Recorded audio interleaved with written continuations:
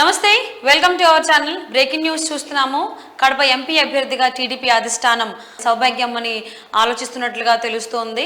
అలాగే దస్తగిరి చేసిన కామెంట్స్ ఏంటి అని అంటే కేవలం సీటు కోసమే వివేకానంద గారిని హత్య చేశారన్నట్టుగా కూడా దస్తగిరి వ్యాఖ్యానించడం జరిగింది.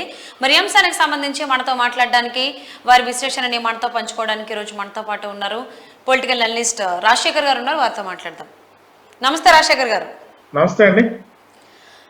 సో రాజశేఖర్ గారు, దస్తగిరి చేసినటువంటి కామెంట్స్ ఎలా ఉన్నాయనంటే రాబోయేటువంటి ఎన్నికలకు సంబంధించి హైలైట్గా ఈయన వివేకానంద గారి హత్య కేసు నిలబడుతోంది. అలాగే కేవలం ఎంపీ సీటు కోసమే, కడప ఎంపీ సీటు కోసమే వివేకానంద గారిని హత్య చేశారనేటువంటి కామెంట్స్ కూడా దస్తగిరి చేయడం జరిగింది.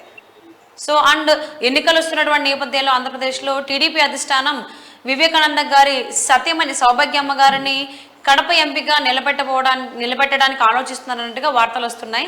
దీనికి సంబంధించి మీరేమంటారు?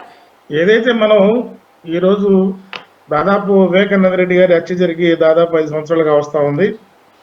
5 సంవత్సరాల నుంచి కూడా ఆయన యొక్క హత్య కేసులో నిందితుల్ని పట్టుకోవడంలో ఎటువంటి పురోగతి లేకపోవడం, దీని మీద వాళ్ళ ఏదైతే వివేకానంద రెడ్డి గారి అమ్మాయి ఉన్నారో డాక్టర్ సునీత గారు అలుపెరగిన పోరాటం చేస్తూ ఉంది. దీని మీద ప్రభుత్వం కూడా అంటే ఏదైతే అప్పుడు ప్రతిపక్షంలో ఉన్న ఈ వైసీపీ ప్రతిపక్షంగా ఉన్నప్పుడు సిబిఐ దర్యాప్తు కోరటం, మరి అదే వైసీపీ ఈరోజు ప్రభుత్వంలో ఉన్నప్పుడు అదే సిబిఐ కాదు మేమే స్వయంగా ఎంక్వైరీ చేస్తామని చెప్పడం, తర్వాత కోర్టుకి వెళ్ళి సిబిఐ ఎంక్వైరీ చేయించడం, ఆ సిబిఐ ఎంక్వైరీ కూడా మరి ఎందుకని ఈ రోజు వరకు కూడా అది ప్రొలాంగ్ అవుతా వస్తూ ఉంది. ఆ నిందితుల విషయంలో ప్రభుత్వం, వైసీపీ ప్రభుత్వం నిందితులు కాపాడుతుంది, ఏదైతే నిందితులు కదా హంతకులను కాపాడుతుంది అనేది సునీత గారి యొక్క వాదన ఈ రోజు కూడా మనం చూస్తూనే ఉన్నాం. ప్రతిరోజు కూడా ఆవిడ చెప్తానే ఉంది.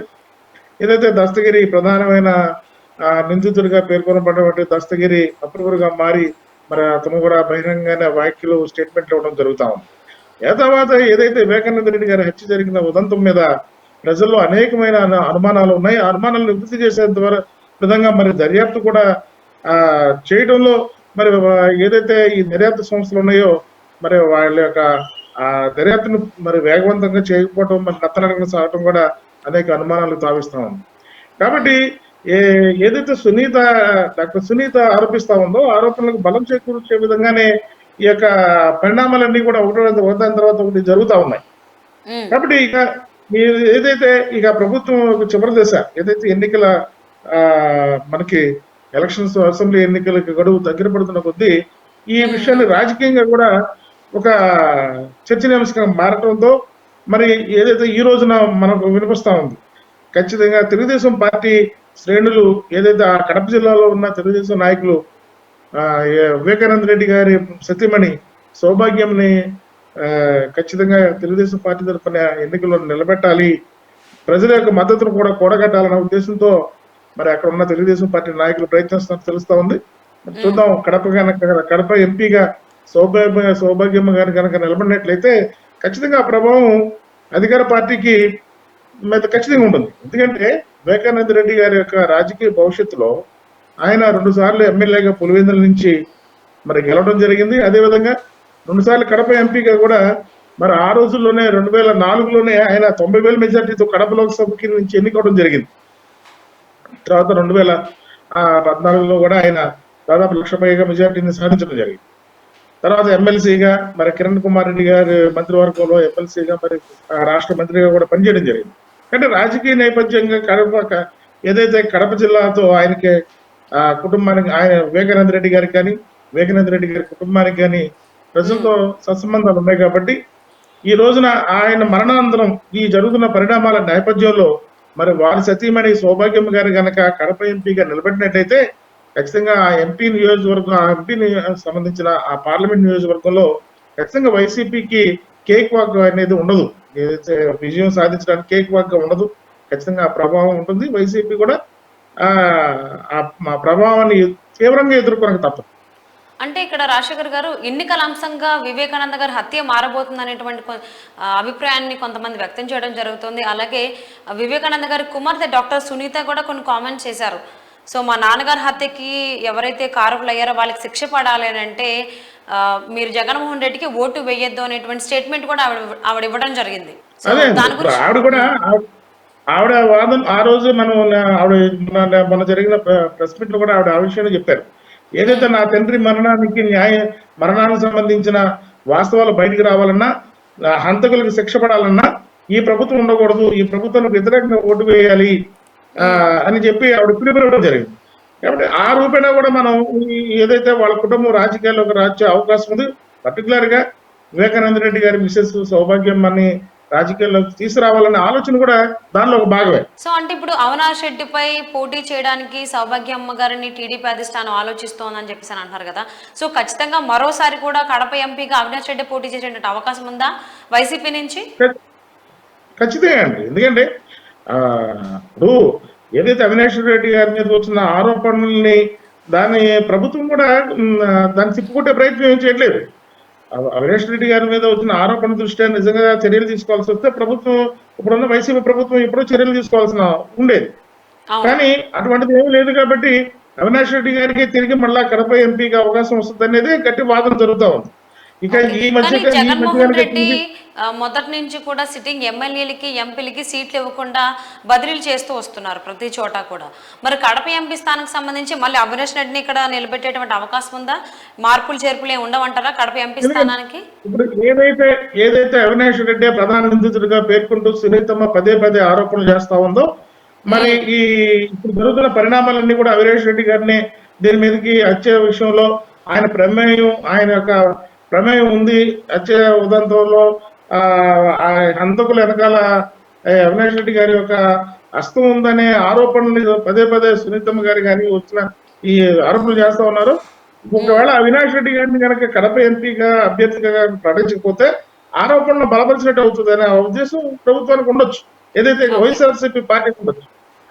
కాబట్టి ప్రజలు ఏదైతే అవినాష్ రెడ్డి గారు కూడా పదే పదే చెప్తున్నారు, నాకు ఎటువంటి సంబంధం లేదు, కేవలం వాళ్ళ కుటుంబానికి సంబంధించిన వ్యక్తిగత వ్యవహారమే వివేకానంద రెడ్డి గారి హత్యకు దారితీసే ఉంటుంది, కానీ నాకు ఎటువంటి సంబంధం లేదని ఆయన కూడా చెప్తున్న తరుణంలో ఆయన కనుక అభ్యర్థిగా మార్చినట్టయితే దాన్ని ప్రజల ముందు దాని సమాధానం చెప్పుకోవాల్సిన పరిస్థితి ఏర్పడుతుంది.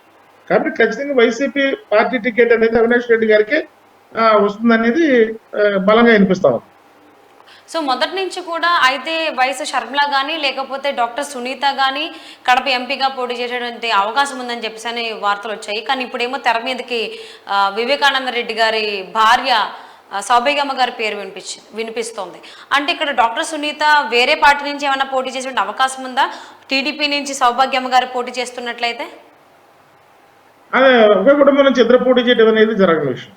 ఎందుకంటే మన ఆలోచన, ఎందుకంటే తల్లి పోటీ చేస్తున్నప్పుడు అందులో తల్లి కూడా వైసీపీ తరఫున కాదు కదా, తల్లి తెలుగుదేశం పార్టీ వైపు పోటీ చేయాలనేది అక్కడ పార్టీ శ్రేణులు ఆలోచన చేస్తున్న తరుణంలో ఒకవేళ సునీతమ్మ పోటీ చేసినా ఆ రకంగానే వైసీపీకి ఆపోజిషన్ ఉన్న పార్టీ నుంచే పోటీ చేస్తుంది, కానీ తల్లికి పోటీగా మళ్ళీ ఇంకో పార్టీ నుంచి పోటీ చేసే అవకాశం అయితే ఉండదు. ఓకే, ఎందుకనంటే వైఎస్ షర్మిల సునీతకి మొదటి నుంచి చేదోడు వాదోడుగా వెన్నంటే ఉన్నారు కాబట్టి వైఎస్ షర్మిల ఉన్నటువంటి పార్టీలోనే కాంగ్రెస్ పార్టీ నుంచే సునీతకి కూడా టికెట్ ఇప్పించేటువంటి అవకాశం ఉందని అప్పట్లో ఊహాగానాలు వచ్చాయి. ఇప్పుడు ఒకే నియోజకవర్గం నుంచి తల్లి కూతురు ఇద్దరు పోటీ చేసినట్టయితే అది వైసీపీకి అనుకూలంగా మారే అవకాశం ఉంటుంది. ఇంకొక మాట అండి, అంటే సౌభాగ్యమ్మ గారు టీడీపీ నుంచి పోటీ చేయడానికి సిద్ధంగా ఉన్నారని చెప్పి అనుకోవచ్చా? ఖచ్చితంగా అవకాశం. ఇప్పుడు రాజకీయ పరిణామాలు అదే జరుగుతూ ఉన్నాయి కదా. ఏదైతే ప్రభుత్వం తరఫున ఎటువంటి స్పందన లేకపోవడం, దర్యాప్తు సంస్థలు దర్యాప్తును వేగవంతంగా నిర్వహించకపోవడం, ఇవన్నీ కూడాను ఏదైతే అదే ఈ వివేకానంద ఫ్యామిలీ రాజకీయ పరంగా కూడా ఉండుంటే కనుక ఖచ్చితంగా ఒత్తిడి వేరే విధంగా ఉంటుంది. కాబట్టి వాళ్ళ ఫ్యామిలీ, ఆ కుటుంబం ఆ రకంగా ఆలోచన చేస్తూ ఉంటుందేమో. కాబట్టి తెలుగుదేశం నాయకులు కూడా సౌభాగ్యం గారికి అవకాశం ఇవ్వాలనేది ఆ పార్టీ అధిష్టానం మీద స్థానిక నాయకత్వం కూడా ఒత్తిడి తీసుకొస్తున్నట్టుగా తెలుస్తా ఉంది కదా మనకు అందుతున్న వార్తల ప్రకారం. అలాగే టీడీపీ అయితే ప్రజా కోర్టులోనే ఈ హత్యకు సంబంధించి న్యాయం జరిగేటువంటి అవకాశం ఉంది అన్నట్లుగా భావిస్తున్నట్లుగా మనకు వార్తలు వస్తున్నాయి. మరి టీడీపీ నుంచి కడప ఎంపీగా సౌభాగ్యమ్మ గారు పోటీ చేసేటువంటి అవకాశం ఉందా లేదని వేచి చూద్దామండి. థ్యాంక్ యూ రాజశేఖర్ గారు. నమస్తే మేడం. సో కడప ఎంపీ స్థానం నుంచి పోటీ చేయించాలని చెప్పి టీడీపీ అధిష్టానం ఆలోచిస్తోంది. అది కూడా వివేకానందరెడ్డి గారి సతీం అనేటువంటి సౌభాగ్యమ్మ గారిని. మరి కడప ఎంపీగా సౌభాగ్యమ్మ గారు పోటీ చేసే అవకాశం ఉందా? వివేకానంద గారి హత్య కేసుకు సంబంధించి తీర్పు అనేది ప్రజాకోర్టులోనే వస్తుందన్నట్టుగా టీడీపీ భావిస్తున్నట్లుగా వార్తలు వస్తున్నాయి. మరి ఇది ఎలా జరిగేటువంటి అవకాశం ఉందో వేచి చూద్దాం. Thank you for watching.